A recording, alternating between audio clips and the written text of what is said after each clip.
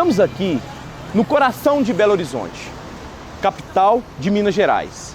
Estamos de frente a um prédio de valor histórico. Além do valor arquitetônico, ele tem um valor de justiça, verdade e reparação. Esse prédio que nós vamos ver, ele foi idealizado em 1927 e funcionou como antigo DOPS, que funcionou, teve o seu período mais significativo no Estado Novo de Getúlio Vargas. Posteriormente isso, esse prédio que foi, vocês vão ver aí, a sua arquitetura, o seu modo de ser construído, foi para sistematizar a tortura no nosso país. Aqui funcionou até bem pouco tempo atrás, né, ele foi desativado para as funções de aprisionamento de pessoas em 2016, 2017. Eu aqui, enquanto advogado, eu atendi inclusive presas que ficaram detidas aqui. E igualmente as torturas, né, tanto corporais quanto psicológicas, se perpetuaram até muito pouco tempo atrás.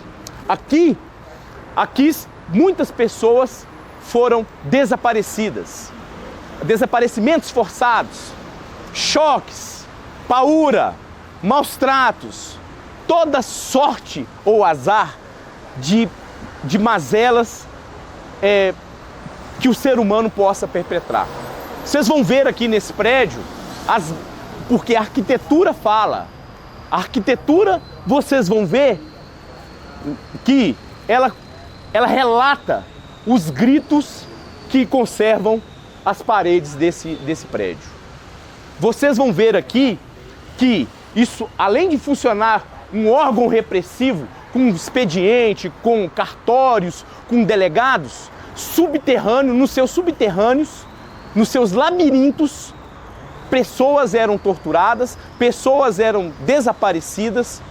E faça isso, esse prédio, ele tem um valor inimaginável da importância do que foi e do que é a história desse país, a feia história desse país, onde o Estado brasileiro se sentiu no direito de infligir dor como ferramenta política.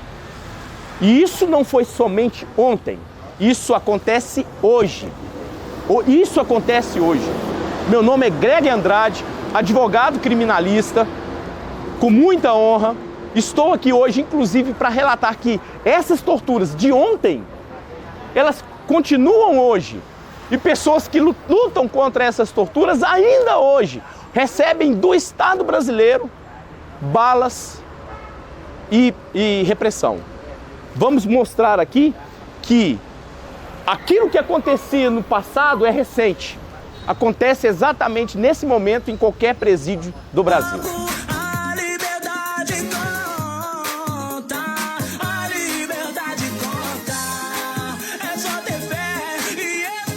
E hoje pode ser eles, amanhã pode ser nós mesmos.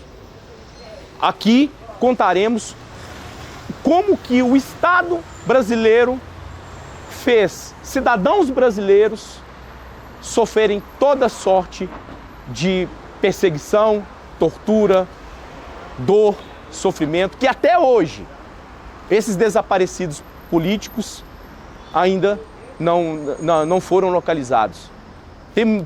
O Estado brasileiro tem que rever essa página da história. Um povo que não conhece a sua história está condenado a repeti-la. Ou a história também, ela se repete, ou por tragédia ou por farsa.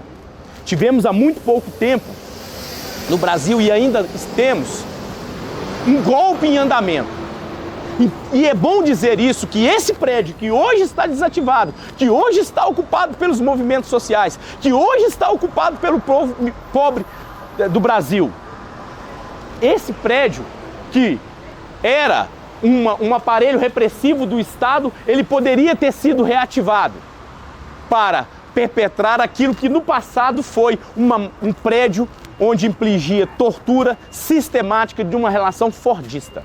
As torturas aqui nesse prédio, elas foram feitas de escala fordista, de escala industrial. E vocês vão ver em loco, em primeira mão, como que isso aqui é uma chaga no coração de Belo Horizonte. Volto a falar, muito próximo ao Tribunal de Justiça, muito próximo ao Tribunal de Justiça de hoje, e muito próximo do Tribunal de Justiça daquela época. Inclusive é mais perto ainda, número mais ou menos entre o número 2.300. Aqui, logo aqui acima, Afonso Pena 4.000.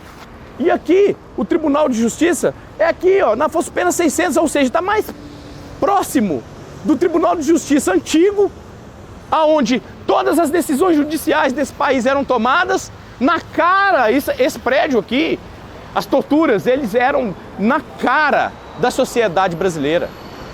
Mães ficavam aqui na porta procurando seus filhos. Isso até muito bem pouco tempo atrás. Volto a falar, esse prédio, ele funcionou como cárcere até 2016, 2017, quando ele foi desativado e eram presas.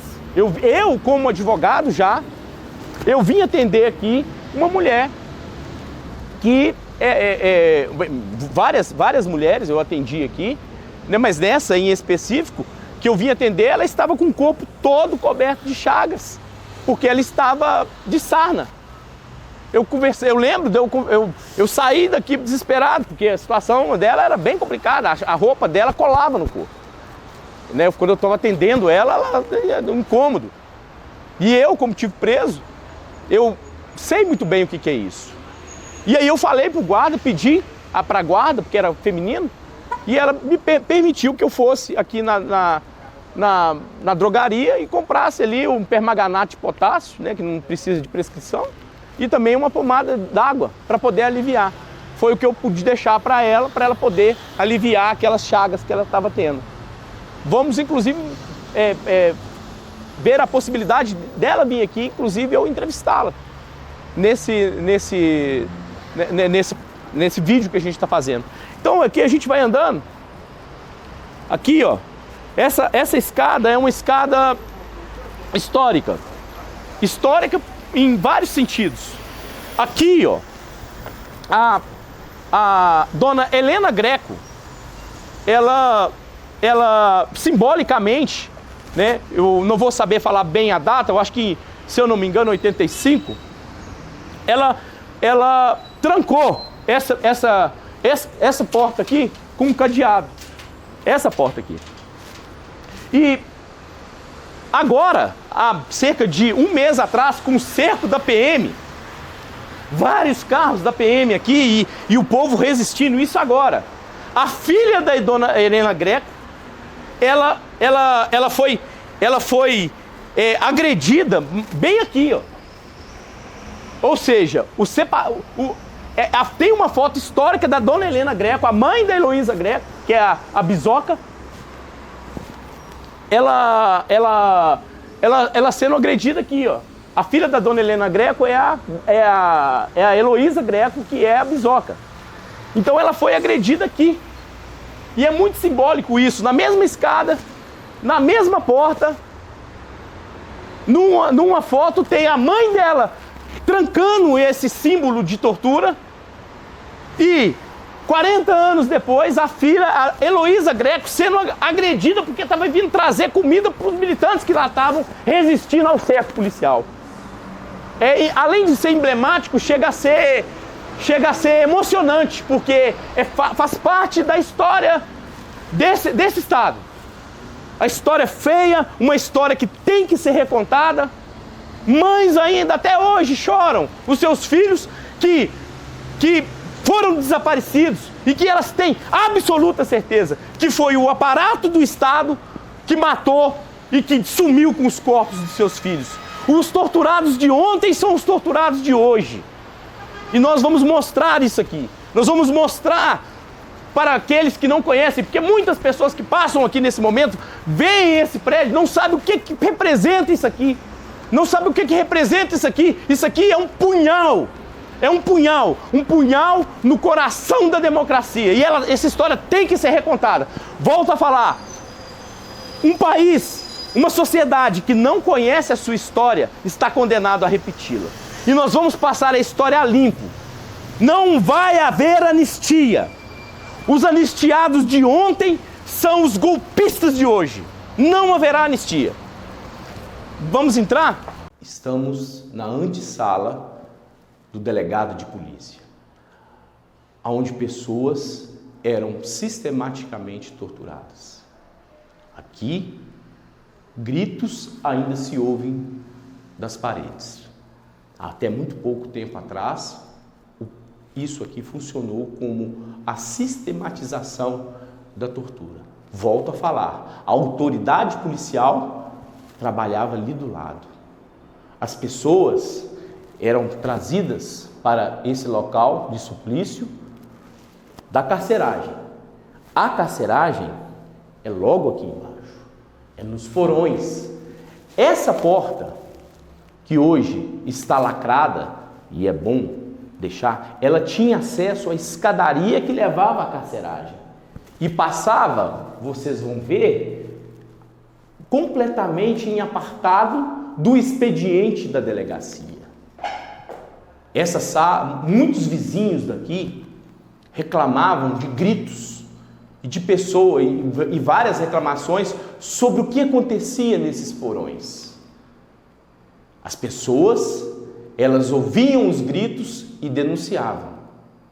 Gritos de pessoas tendo os dedos arrancados, unhas arrancadas, choques, torturas, estupros, ratos enfiados nas vaginas das mulheres, a cadeira do dragão, que consistia numa cadeira de ferro eletrificada, aonde a pessoa era aplicado choques, água. Isso foi sistematizado no Brasil.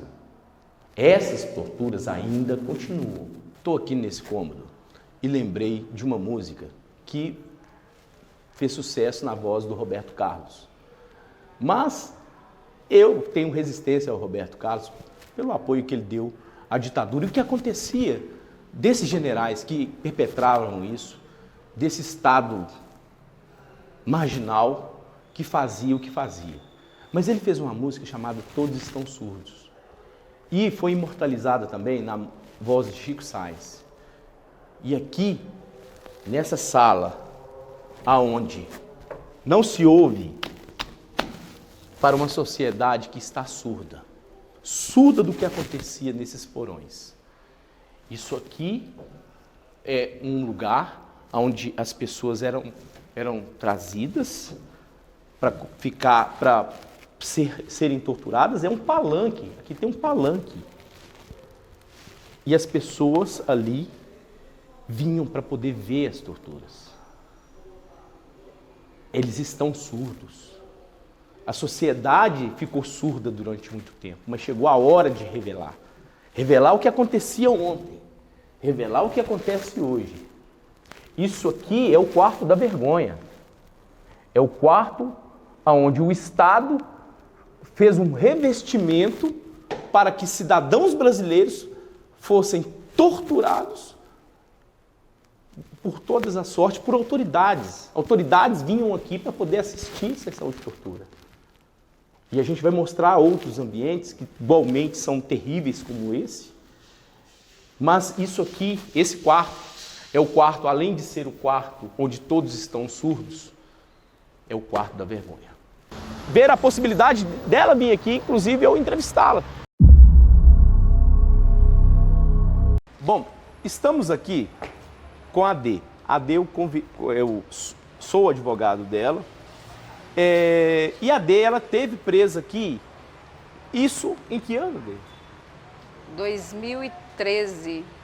Tá, só deixando muito claro que a Adê aceitou conversar com a gente, a convite, mandei para ela ontem à noite, e ela, muito prontamente concordou em estar falando, porque ela foi a última presa, talvez.